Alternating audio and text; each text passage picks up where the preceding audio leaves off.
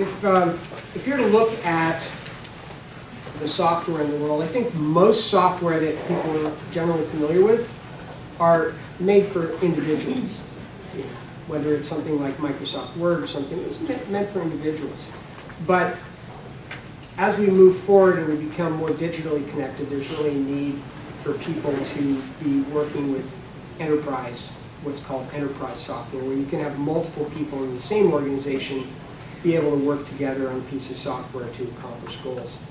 On top of that, there's also what I like to think of as multi-enterprise software. And that's where the Sitka's platform really comes in, because we have, I think John mentioned, 15 different partners, and we all need to be working with a piece of software, entering data, looking at data, something that really goes beyond something like, Google Drive or something like that. We're really working with data, and that's where this comes in and has proven to be really, really helpful. What I thought I'd do here is just give a little demo of what it looks like. So I'm going to come in. The main thing I think all of us users really look at is, we'll start off with the full project list. So let's bring this up. And as you can see, here is a group of projects that have been fully vetted. We also have a group of probably 50 or so projects that we're considering for the FIP.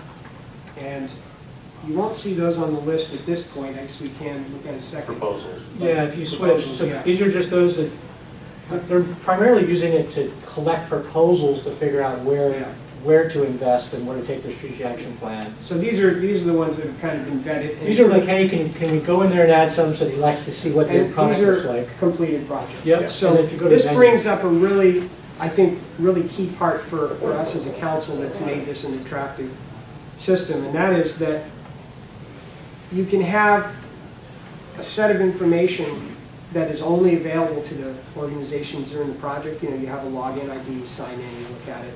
But then there's this list that anyone in the public can see. And typically the way we've used it are the projects that we're like considering and we're still working on and still adding information to. Those are only available to the project partners for the moment. And then at some later point, we'll like check the box and then make it available to everyone. But it really allows other partners to come in and kind of look and see what you're proposing. And we've actually, as part of our FIP, we've had a process where we've tried to prioritize it, and we've scored projects. And so everybody can get in and take a look at other projects. And it's really been a cool process, because it hasn't been as much of a competitive thing as it has been, hey, you guys, if you add riparian planting to this project, it's really going to make it a more attractive project than if you're just putting large wood here, because you also have shade issues on this. That's just an example that's come up a few times. Let me pull one of these up, one of our projects up.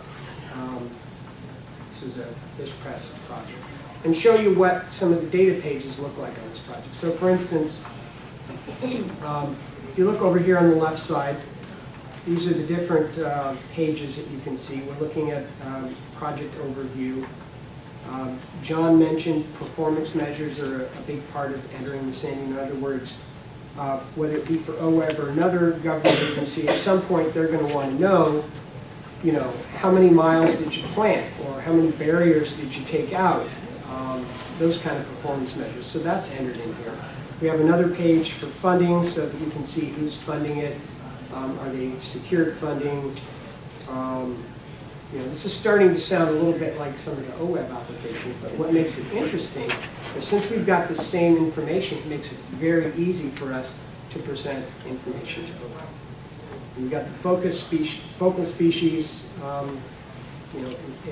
This is a native fish platform, that at least our application is, and then project details. So let me go through.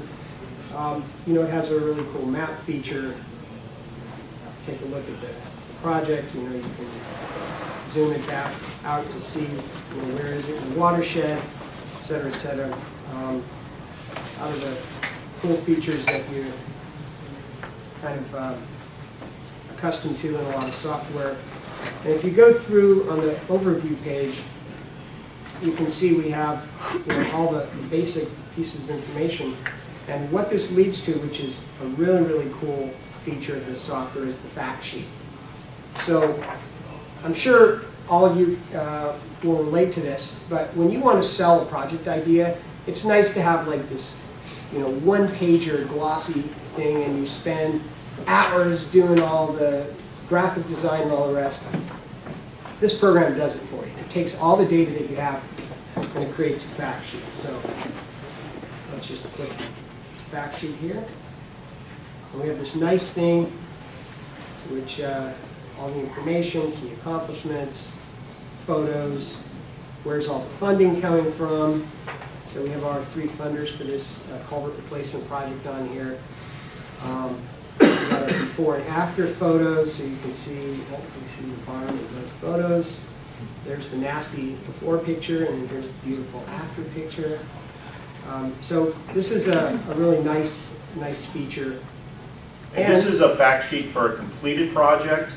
We also have fact sheets for proposed projects. So each kind of stage of the life cycle of the project, we can have a fact sheet. And then if you want, there's a print, make a PDF out of it, so that's kind of nice. So let's go back to the project details. So let's go to performance measures. You can see what that actually means in the context of one project. So, how many miles of new habitat are going to be opened up by this project? We have that data put in here. Estimated costs, secured funding, unfunded needs, 0, because this is a completed project. This is just an example.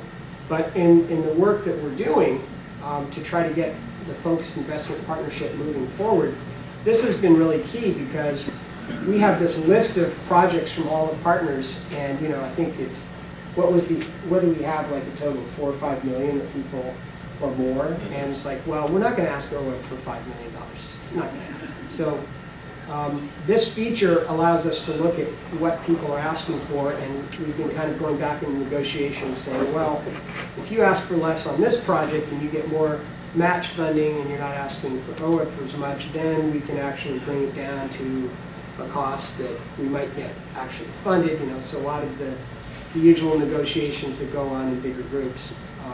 So this has been a really helpful feature.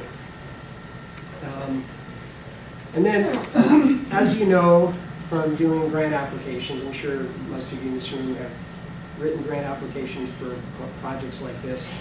A lot of it tends to be in the details. There's features, a facility in here for just adding all those extra little things that don't fit in all the fields, and you want to make sure that reviewers know it. So that's pretty important. And as part of this, you can upload all sorts of photos. It turns out to be has been a really helpful way of organizing projects and project information for a large group. And assuming we get funded, it'll become even more helpful, I think, because as these partnerships move forward, if you don't have a system for really keeping your project data together and being able to update it, it's going to get really difficult. I think a lot of people are still using Excel for doing this kind of work, and Excel is good and it's an easy tool, very quick, but it clearly has its limitations, and this has worked well for us. I guess those are some of my. Sure, yeah. You want me to go to this page? Yeah. John, wanted to show you something here. Where we go? Yeah, so leave it here just for a second. So this up here shows and it's hard for you to see, but this is essentially the steps in our planning life cycle from proposal, planning and design, implementation, post-implementation to completed. So Daniel just presented you with a project, obviously, that's completed. We have a whole bunch of projects that are just in the proposal stage right now. So that's the life cycle, and the system handles those projects all the way through that life cycle, from proposal, planning, design, to completed and post-project implementation. And the tracking is there for the partnership to see, but it's also there for the public to see and stakeholders. So there's this outward-facing part of it that now, as the partnership moves forward into actual implementation, we're really going to rely on this website to be a key kind of part of the outreach activities for the partnership. One of the other things is, yes, we can report out accomplishments for individual projects. The beauty of this database is we can also report out accomplishments in terms of large wood added to the system, amount of side channel area, any of those performance measures. We can do that as an aggregate for the entire partnership area, all the multiple watersheds, or we can do it by species, we can do it by individual watershed. That's the beauty of this system. We can aggregate it and slice and dice it, and that's really where a lot of the efficiencies come into play, the cost savings over time in process, because it allows us to basically push a button and aggregate that. In the past, the way I would do that is I would send out spreadsheets to 15 different organizations and have that come back to me, and it's not a stretch to say that's a nightmare, because you're dealing with all these different inputs and all these different spreadsheets. This really streamlines that process. And that was a big reason that the Tahoe folks wanted that, is a way that they can report out to everyone. And I think that's going to be key as we move forward as a FIP. There's pages here for the organizations. That's the other way we can report it out. What did each organization do? So this is the Forest Service. You can see all the Forest Service projects that are slated there. And you can have it in both on the map and in this database table. And it's also important to point out that you can see download table. You can download it as an Excel spreadsheet, which I've found really valuable as I kind of sort through projects, look at budgets, all those kinds of things. It's extremely adaptable and user-friendly in that way. Very, very nice. Hey, can you show the map page that shows all the projects?